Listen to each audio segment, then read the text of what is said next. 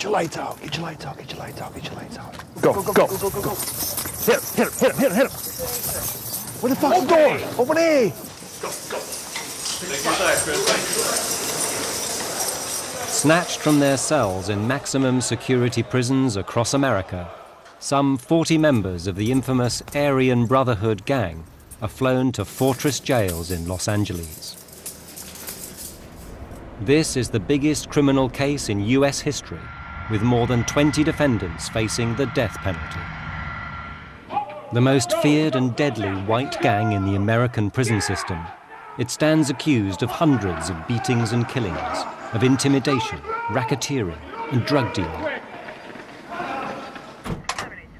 Helped by an array of federal forces, prosecutor Greschner spent years using every trick in the book in an obsessive quest to bring the Brotherhood down. These are the smartest, the toughest, the savviest, the most ruthless inmates. We control everything. Who lived where? Who died and who lived? We controlled the entire prison system. In prison, you know who the most powerful people are, and the Aryan Brotherhood were among the most powerful for a simple reason. They'd kill you. By following a trail of drug deals, murders, hit notes disguised by invisible ink, and secret codes, investigators revealed a unique criminal empire run from behind bars, one that controlled a major part of the prison system. So how does society deal with its outlaws, men who live and die by their own warrior code? For the first time, Brotherhood members reveal their side of a disturbing story. John Greschner, once a national commissioner of the gang, now serving life for kidnap and murder. If you bring the ruthlessness and extreme violence to a situation 1 or 2 times, you don't have to do it no more. The message gets out. George Harp, founder member of the gang who served 40 years in jail. I knew 40 or 50 that were killed by some members of the Aryan Brotherhood in some time, in one prison or another. Your loyalty to the Aryan Brotherhood has to be more than your loyalty to your best friend, your family. If they see that your loyalty's strayed, you're next. A few times I was been ready to kill somebody. Better to reign in hell than serve in heaven.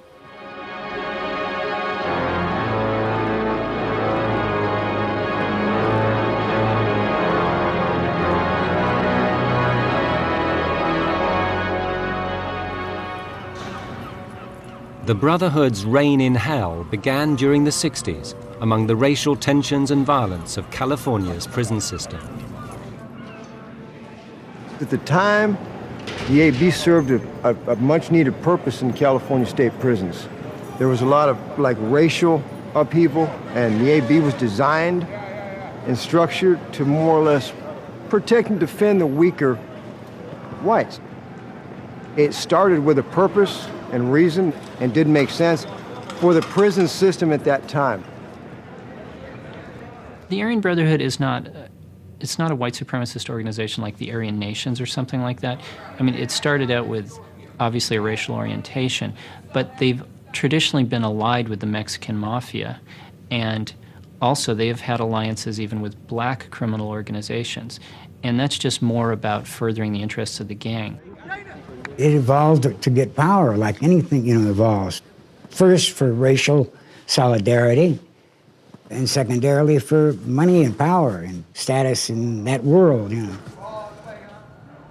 To get that money and power, the Brotherhood soon learned to manipulate the system and conscript the help of their own jailers.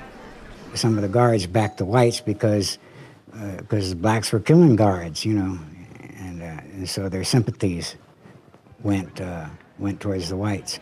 We made kind of an unholy alliance. It wasn't all of them, or but some.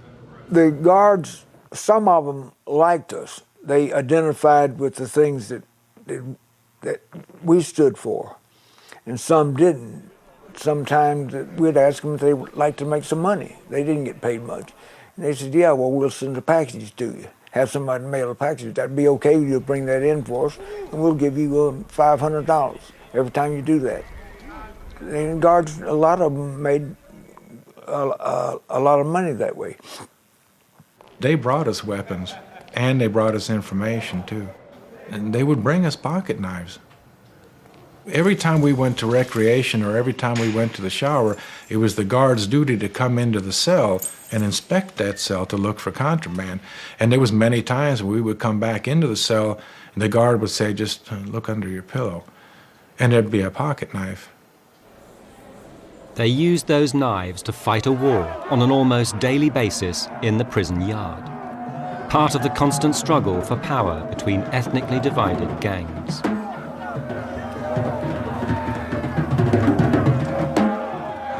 It was from these gang wars that the Aryan Brotherhood derived its name, wars that have continued to this day. So what you have behind the prison wall really is a time capsule of racial prejudice and segregation. I think the prison system is quite pleased with the way things are because it helps them to line up the usual suspects more easily. And they can identify the animosities between individual groups, and they look differently and they're easier to distinguish. People wonder, how do you know who's in a gang and who's not? It's very simple. You go to the dining hall, they all sit together. The Aryan Brotherhood always sat in the very back part of the mess hall, and that's how you knew who was in it and who wasn't in it. So if somebody new comes into the penitentiary and starts sitting with this group, well, you know he's either an associate or he's a member. Also, they have certain signs. The AB has clover. They all have different tattoos. When a new member comes in, then he gets a tattoo. And the design of the tattoo, it's a shield with a swastika, and it had the letters AB on here. Once you got that tattoo, that meant that you were in. It's a sign that you've been accepted into this group, that you're part of this group, and you're in it for life. What made the Aryan Brotherhood so unique is all these other gangs, the Mexican Mafia, the Black Guerrilla Family, they counted on numbers. They attracted as many soldiers as they could. The Aryan Brotherhood did just the opposite. It said, we only want 100 members, but every one of our guys is going to be so vicious. And what they did was brilliant because it represents the inmate code in prison. I will kill you, don't mess with me. And that's what gave them the power.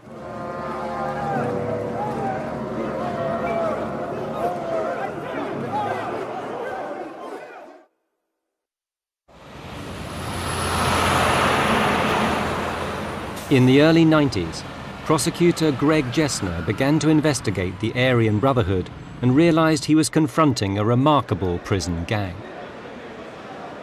The Aryan Brotherhood was traditionally very selective, and that set them apart from other prison gangs. They just wanted to maintain the very high quality of their membership. And so, just on the face of it, these are people who would have been highly respected in prison. One of them is still so securely guarded that no filming is permitted, and his own words are spoken by an actor. What distinguished us from other gangs was that we went for quality, not quantity. We wanted to channel people with special talents for the benefit of the AB. While the guards ruled the perimeter, we ruled the inside. A lot of guys, I think, that wind up joining the Aryan Brotherhood and being recruited by them have natural leadership abilities. And unfortunate that those skills and abilities go to that endeavor, but these are guys that would have, had they gone down the right path, would have been leaders in whatever field they went into. Mark Lilienfeld was a gang surveillance officer and came into close contact with some of the Brotherhood's leaders. Most of them are much brighter than the average inmate, and they're able to express themselves in a manner that their peers admire, and they're able to control people alone. They have a certain magnetism that other inmates or that other people around them don't possess. One reason for this respect was the unique course of study the leadership put their recruits through, from Greek philosophy to Oriental classics about the arts of war. You know, you'd have a in-depth conversation about whether it's political philosophy or general philosophy or or what's wrong with the system, or what you can do to improve your position where you are. You know, you could get a little intellectual stimulation as opposed to talking about motorcycles. We studied Sun Tzu's Art of War, Musashi's Book of Five Rings about samurai combat, and Nietzsche, the first existentialist. It was the start of a long, painful learning curve for me. I was kind of under the impression that more than for you to learn is to see if you can comprehend. Learning the ways of the warrior was just the beginning for each recruit. He would next be required to live and die by that code. A guy that we wanted to become a member, and if they wanted to become one, and some of us, me or one of the leaders, would take the guy off and talk to him. Do you want to become an Aryan Brotherhood? There's certain things you got to agree to, and there's no fooling around with this. This is it's forever. You may sometimes be called to make a move on somebody, and that means kill them. There's no two ways about it. It might be a friend of yours, and you've got to do it. You're totally committed to that. I had to make my bones. I had to kill someone or make sure that blood was let. It was blood in, blood out. You kill to get in, and you die if you leave. We have to think that the guy is capable of killing someone if he has to. And it was that serious because there were only a few of us. It was our life. We were in a war that was, we could be killed any day.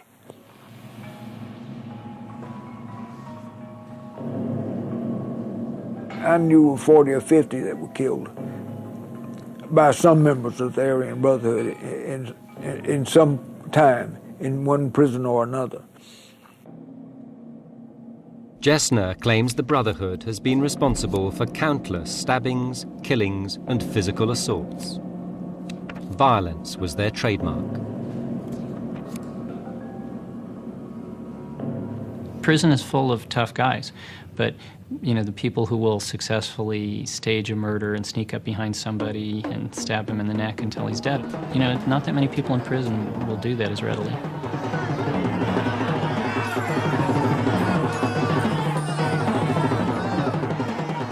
Brotherhood killings had often been swept under the carpet by prison officials. Now they were painstakingly reappraised by Greschner and his team as they pieced together a jigsaw of bloody crimes. So he's still got the knife in his hand right there. That's a good shot. And he just tossed his. If an inmate kills another inmate in prison, pretty soon everybody in the prison knows who did it. And in a way it makes the cases challenging because a witness comes in and says, I know who did it, and you don't know if you actually saw it or if you just heard it through the prison grapevine. What wasn't ever done before was to look at the Aryan Brotherhood in an organizational sense. There was never an effort to try to put one big case together against, you know, the leadership and a number of the members and a frontal assault on the Aryan Brotherhood. What you were doing was picking off individual members or pairs of members for individual crimes. If you're in an environment that's a violent environment, sometimes to make a social statement, to make your presence known, you have to be very violent. It's just all there is to it. And sometimes you bring that type of ruthlessness. If you bring the ruthlessness and extreme violence to a situation 1 or 2 times, you don't have to do it no more.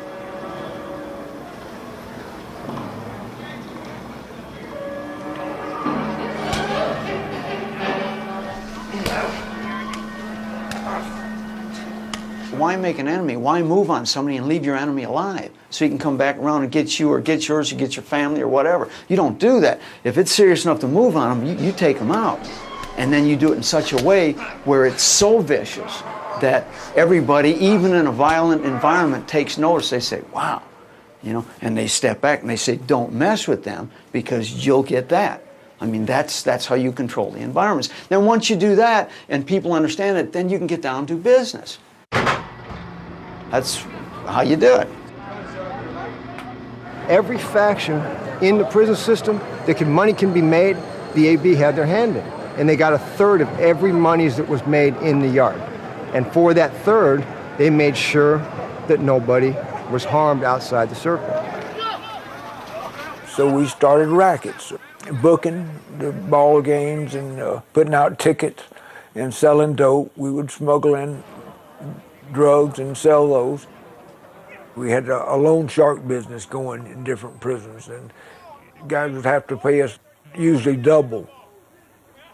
We needed money. A lot of our families outside needed money. I mean, just because you're in prison, you still got to support your wife or something. You got to do something. The ease with which the Brotherhood leadership was manipulating the system during the 70s compelled prison officials to shift some of them out of California and into federal prisons, where they were thought to be more secure. I was the first Aryan Brotherhood guy that ever went into the federal system. I stayed in touch with the guys in California through writing letters, and their girlfriends would send me letters, and I'd make phone calls. Pretty soon there were 12 of us. It was wide open. We could move as we wanted to. The Brotherhood's leaders had controlled California's prisons with their warrior code of violence. Moving them simply played into their hands and expanded their power throughout the prison system. I think it's part of the human condition to be able to influence your environment. And if you have to band together with a group of people that lean towards violence, gets attention. That's the bottom line. Violence gets attention. What's important for people to understand about prison is that the world in prison is nothing like the free world. In other words, there's a completely different moral standard, there's a completely different society within a society. If somebody should assault you, if somebody should take something from you, you have to react immediately and with as much force as you're capable of reacting with. If you meet a member of the Aryan Brotherhood, you'll know within 5 minutes that this guy's capable of ripping your heart out. It's the intensity, it's the look, it's the dead eyes, it's everything about them. Some people would talk the talk, but they wouldn't walk the walk. I've seen, quite a few of them that would fold when the shit really got heavy, It wasn't just brute force they ruled by. The gang's reputation created a psychology of fear.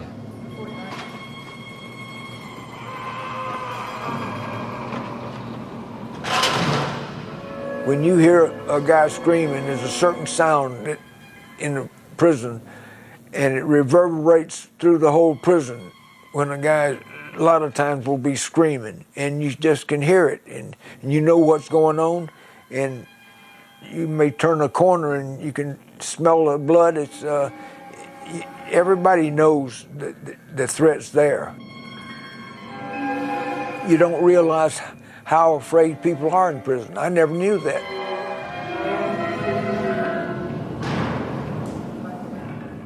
But the things I've seen in there break your heart.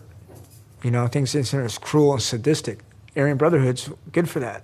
If you want to play in their game, they're getting you. You ain't running their drugs, they're getting you. You ain't stabbing somebody for you, you're gonna get stabbed. They believe in multiple stabbings, don't stab a sucker once, just keep stabbing. 35 stab wounds, It's quick, it's violent, and it's vicious. There's no Queensberry rules here. They rip your throat out, they gouge out your eyes, and it happens, and it's almost a bloodlust, overpowering thing that takes them on. And that comes from deep inside and is fed by anger and hate. And it's also learned at a very young age. If you check the background of most AB members, you'll see they came out from very violent, brutal homes. Violence worked. If you look at their lives, they all have, mostly the same kind of pattern, They were raised up that way by violent codes and reform schools, and that's what they're taught to be. It was an infatuation as to how they talked, how they walked, and the respect that they demanded and the rapport that they had with other people of their same caliber. Did you like that? I was infatuated by it. It was like, that's me. I'm going to be there. These people became my family. What the AB did was allow me to reinvent myself in prison. It was like becoming a gunslinger, a character from a Louis L'Amour cowboy novel. You chew tobacco and spit. They drew inspiration from the prison library shelves. Many had adopted the Brand as an alternative name for the Brotherhood. These stories featured dangerous outlaws who dispensed their own brand of tough justice. I became an alpha male among alpha males. I learned how to knife fight and box. I was hell on wheels. Mike Thompson helped mastermind an audacious new move inside Chino Prison in 1982. Inmates there, acting as their own defense attorneys in a trial, were able to call Brand members from all over California as witnesses. When they arrived, they held an Aryan Brotherhood Congress to rebrand the gang. We'd formed a ruling council in Chino Prison in '82 to transform the AB into a criminal racketeering organization, more like the mafia than some dumb prison gang hooked on racial violence and drug abuse. We wanted power, inside and outside the prisons. So they were all able to meet for days and weeks at a time at California Institution for Men. And during these meetings, much like a legitimate organization would have strategy meetings and deciding on budget and personnel and advertising, they did the same thing. And they laid out some new rules and came down with a new mission and a new task, a new focus for where the organization was going to go. And that was all decided during that time period. I was voted onto that council with 9 others to govern the AB and redirect its priorities from race to rackets. We had our pictures taken in the yard like a bunch of politicians starting a campaign. We voted for murder, extortion, drugs, racketeering. And they had to find a way to control members who posed a threat outside the prison walls. One of the things they did, sort of a first order of business, is what do we do with people who leave the gang and cooperate with the government? And at that time they made a rule that if you couldn't get to that person, some member of the family would be killed. Unable to hit a Brand member who had betrayed the gang and been spirited away to a safe house by law officers, the leadership gave orders to kill the informer's father on the front porch of his home. It was a big step, an organized Brand killing outside the walls. We chose Curtis Price as an executioner, as he was shortly to be released on parole. Curtis was honored to be offered the chance to kill for us and had a number of drug connections up in the Eureka area, whom he would contact for weapons. He sent me a letter from there. That letter was intercepted by prison officials and proved a first crucial step in gaining inside information about the Brand.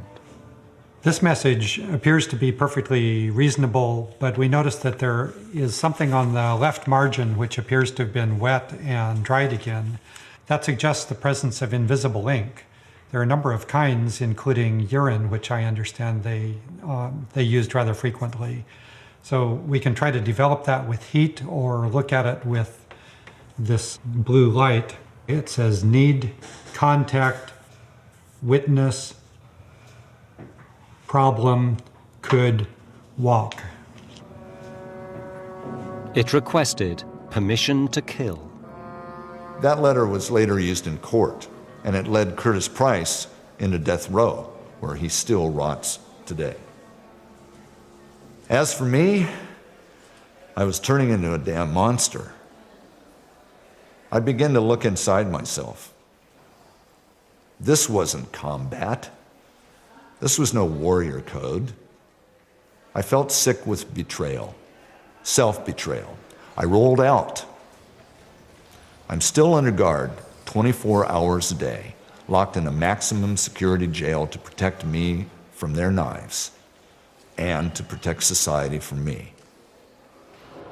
That cold-blooded murder provoked Mike Thompson to become the first major informer in the brand. He revealed what a massive criminal organization the gang was becoming, one that would continue to grow in power and brutality.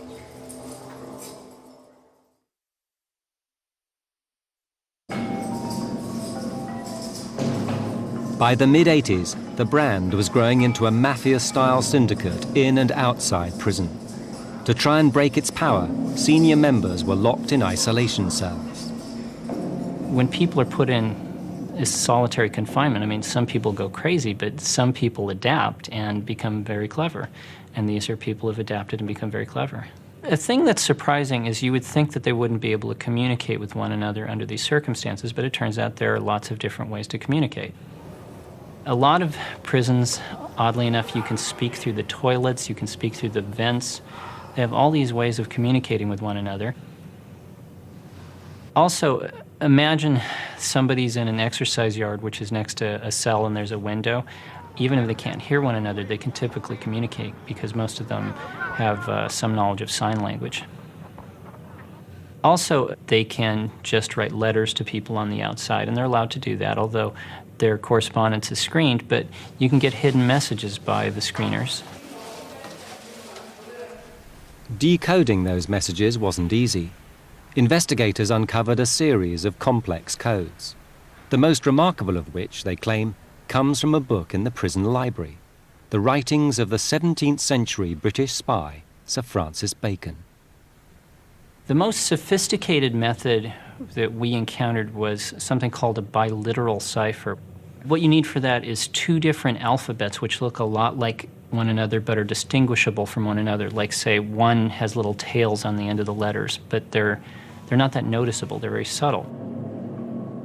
Realizing it's written in two different styles of handwriting, he could separate those letters with a loop from those without, forming the pattern of A's and B's which Sir Francis Bacon invented for his Elizabethan spy letters. There are 25 combinations of ABs, and each one represents one letter of the alphabet. By going a stage further and replacing these letters with a substitute alphabet, a long and confusing letter finally reveals its short and deadly command. Yet however subtle the code, the sender is still left with the problem of how to get it delivered beyond the prison walls and to the right people.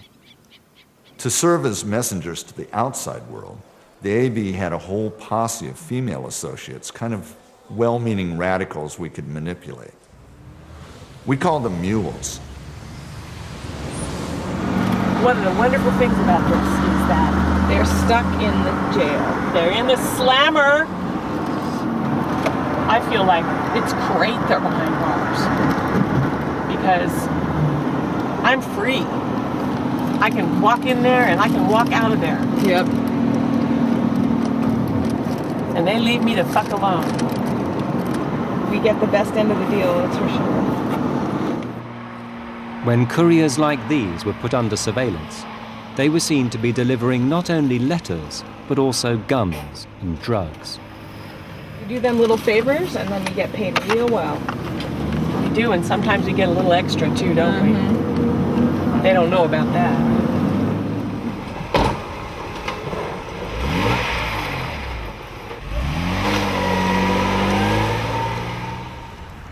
Girlfriends and wives were observed bringing drugs into federal prisons like Leavenworth and brazenly passing them to brand inmates in the visiting room.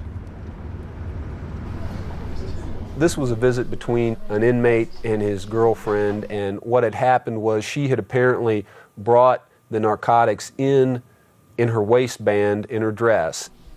During the process of the visit, she would pull the drugs out of her waistband, she would put them in her hand, and it would stay there for a while, and then eventually she transferred them to the inmate's hands, and he kept them for a while, and then on the video you can see him looking around to see if anybody's watching him. At that point, he takes the drugs and pops them into his mouth and swallows them. Heroin, it was very important to the Aryan Brotherhood because it was probably their biggest source of cash. Heroin in the prison goes for 10 to 20 times what it would on the street, just because of the difficulty in getting it in and the scarcity of it there in the prison. Drugs in a penitentiary, whoever controls the drugs controls the penitentiary inside. I mean, they rule. At Leavenworth, the Aryan Brotherhood virtually controlled whatever went on with the white inmates there at the prison. They controlled the drugs, they controlled the gambling, they controlled any sort of money-making operation that anyone could think of to start up there in the prison. If the Aryan Brotherhood found out that it was making money, they moved in and took over. Heroin that they would normally use was black or brown, and it was a thick putty. Heroin and methamphetamine are probably the two most popular drugs that were smuggled in and used by Aryan Brotherhood prison gang members. They were both high-profit drugs, easy to obtain, easy to smuggle. We later on virtually took over the crank market in California. Anybody that made and distributed methamphetamine in California had to pay a price to the Aryan Brotherhood. And 2 or 3 guys refused and they were killed. And so then everybody with no problem. Then they started paying. At that time, Aryan Brotherhood was making so much money that they didn't want the officers to know exactly where money was going to, so they had post office boxes all over the place. Talk about a lot of money. Yeah. Could you explain that? All I had was marijuana line. And my marijuana line, personally, myself, I pulled in at least close to $1,500 to $3,000 a week. Marijuana, heroin and methamphetamines were now funding brand activities on both sides of the fence. By the late 1980s, the gang had set up their own network of drug laboratories across California. $1 million worth of drugs money was alleged to have found its way into business accounts, which now bankrolled an increasingly powerful network, one that was building new partnerships. There was an alliance that was formed between the Aryan Brotherhood and the Mexican Mafia prison gang. That alliance and that partnership primarily was formed, certainly not out of ethnic love for each other, but out of the narcotics trade and in order to further supply Aryan Brotherhood gang members and associates with narcotics. Prison officers attempted to stem the tide of drugs, which was now the main source of funds for the brand. A quarter of the prison population was now hooked on heroin. When they moved on inmates secreting drugs inside their bodies, prison officers would find incriminating evidence of other brand activities. Hey. Yeah, who's coming? Not just drugs, but letters, coded messages, and even weapons were uncovered. Weapons that could be used to control large parts of the prison population. That is... The Aryan Brotherhood, although being less than 1% of the prison population, the membership, they were responsible for 26% of the violent conduct that took place in the prison. And so that's why they were so feared. That's why they were able to intimidate a large portion of the population on a regular basis. The brand's fearless and successful use of violence and intimidation became legendary throughout the prison service. Inmates across America looked on them as role models and tried to imitate their tactics and organization. In Texas, racist groups formed their own Aryan Brotherhood gangs. The inspiration came from all the publicity and from what everybody already knew about the Aryan Brotherhood in California.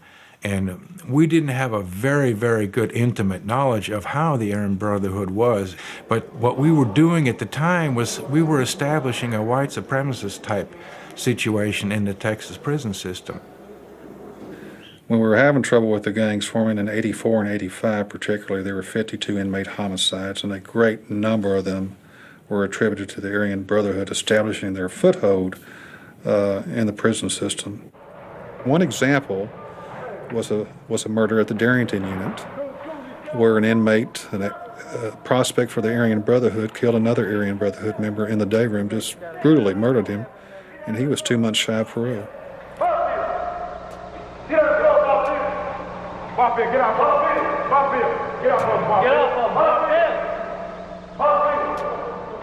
For one Brotherhood member to kill another in this way broke all the rules of the original California brand, where respect between brothers was paramount. It was described to me by one Aryan Brotherhood member that it was almost sexual to him to kill someone. He got his thrills from it. It was almost as good as sex, he once said one time. For years, prison guards had been content to watch gangs fight it out, but now those gangs were getting out of control. So Texas took the extreme step of isolating Brotherhood members from other inmates. Everybody that was a known gang member was eventually found and placed into segregation. So there we sat there like in a zoo for years and years and years. I was tough on inmates. I was firm but fair. Here's the deal. This is reality therapy. You're here. You're going to do your time, and this is how you're going to do it. I'm going to tell you when to shit. I'm going to tell you when to get up. I'm going to tell you when to go to work. I'm going to tell you when to eat, and I'll tell you when you get to shit again. When all the wardens had to come through segregation at least once a day, and people would tell Leslie Woods, the food is cold. We're getting cold food every day. The guards are spitting in our food. They're pissing in our drinks and things like that. And this happened quite frequently. And he would just tell us that his concept was to treat inmates like mushrooms. Just feed them shit and keep them in the dark. It's a legal zoo. It's a very hostile environment. America's criticized for its prisons because people think that we treat them horribly. Well, we don't. It's just it's the nature of the beast. Prison is a very different sort of thing. It is its own society, and as a society, America wants people locked up. They want you to lock them up and throw away the key. We don't want to hear about what goes in the penitentiaries. We pay our taxes. We don't want them out here on the streets, so lock them up. Brutal isolation became the tactic for dealing with the brand throughout the prison service.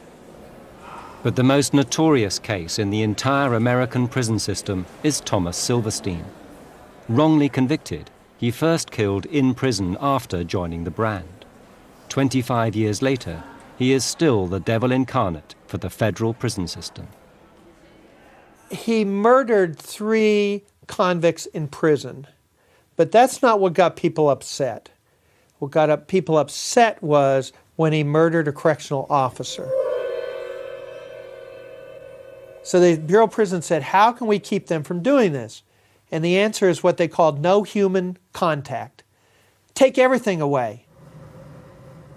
They stripped Silverstein down to his boxer shorts, put him in a cell, had the lights on 24 hours a day, gave him nothing. Food, air, space. That's all the Constitution called for. In their view, they put an animal in a cage, and they never want to open that door, and they never want to let him out.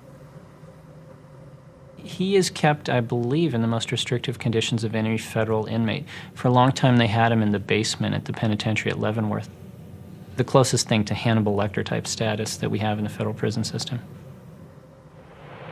They push people where they react like I did, and then they accuse us of being killers and maniacs, but they don't tell you what leads up to all that. They don't tell you about how they called you all kinds of names, messed with you, and had you all chained down and sprayed mace in your face and hit you on your nuts and took clubs and beat you.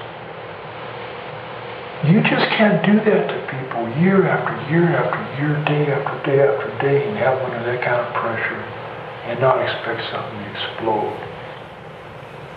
A man's got pride, whether he's a prisoner or not. The treatment of Tommy Silverstein, it's to do only one thing, and that is inflict psychological damage as a form of punishment. And that, I don't think, should be within the repertoire of a civilized society. Locked in solitary confinement and with little hope of rehabilitation, Brotherhood members faced the prospect of life in a concrete hell. My life is that of a monk in his cell, full of prayer and discipline. And I organize each day with a precision that just about preserves my sanity. I endure what I endure so that I can say when they release me, I survived. How do people stay locked up for 17, 25, 30, 40 years? I really don't know the answer to that. All I can tell you is that the people who have achieved that and have not fallen prey to mental illness truly are some of the strongest individuals on this planet. It's just unfortunate that that ability is wasted. Two striking cases point up this waste of human potential. Rick Flega, after an unexpected release, has become a respected writer and teacher. Eddie Bunker, once one of the youngest and most violent inmates in San Quentin, became a Hollywood actor in Reservoir Dogs, a screenwriter and novelist adored by the stars. I prevailed, I got out, you know what I mean? I got away, you know. Things are worse than ever in prisons. They're harder, there's no programs, there's, you know, they're crowded. They got 160,000 people in prison in California. So what has the prison service done with its most dangerous inmates? Men who for years have committed unprecedented levels of violence which the authorities failed to contain. They locked them down for 23 hours a day, but that only added fuel to the fire. God, you motherfuckers impressive!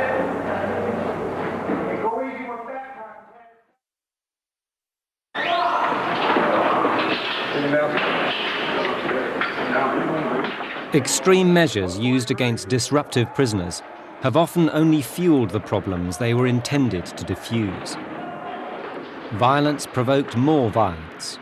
From the mid-90s, Brand members continued to intimidate and kill. Get down!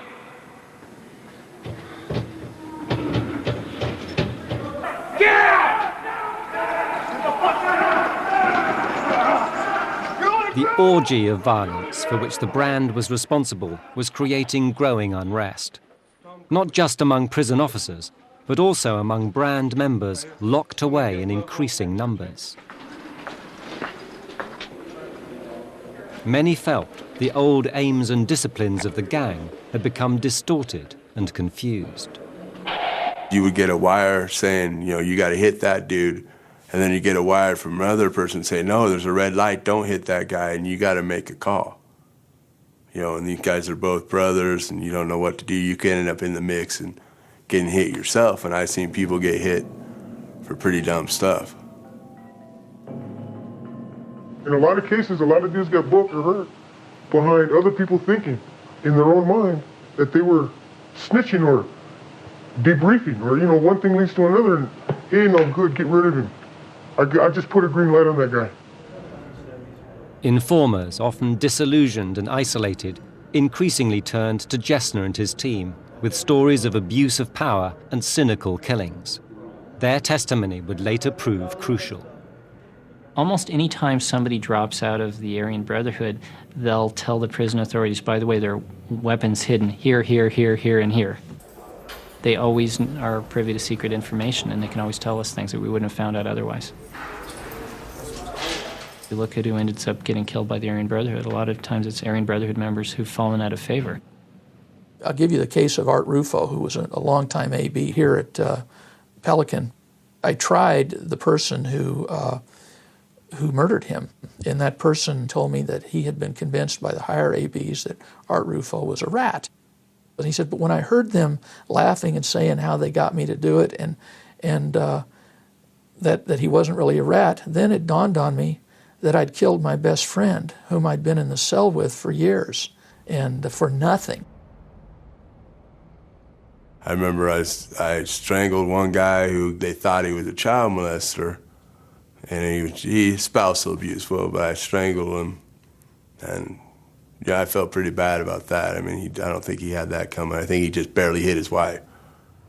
I've seen people shot, set up by cops, you know. I've seen them stabbed. You know, I've seen them thrown off tiers 5 stories high. I've seen them jump, you know, and I've seen kids in the system hang themselves. I was that kid once.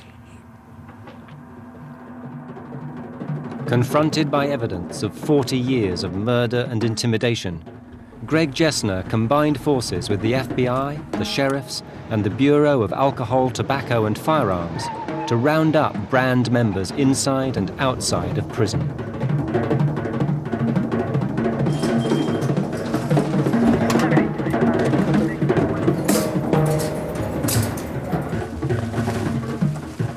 Until now, crimes by the brand had been prosecuted on a one-by-one basis, but Greschner used the RICO Act, designed to take down major crime syndicates like the Mafia. He'd use it ruthlessly against those he believed were leaders of the brand. Pretty much from the start, I realized that the logical way to attack this case was to use the RICO statute. RICO was designed to allow you to prosecute an organization that's engaged in organized crime, and that's an apt description of the Aryan Brotherhood. And it was a brilliant idea. Let's use the RICO Act, and what we'll do is we'll throw out a really big net. We'll not just go out there with a lure and catch one fish at a time. We're going to throw out this huge purse seine, and we're going to bring them all in, and then, gosh, we'll kill them if we can. Government prosecutors are now demanding the death penalty for half the brand members they've flown to the biggest ever criminal trial in the United States. But even if they succeed in killing the old leadership, within a prison system structured around ethnically divided gangs, who will fill the power vacuum and form the next Aryan Brotherhood?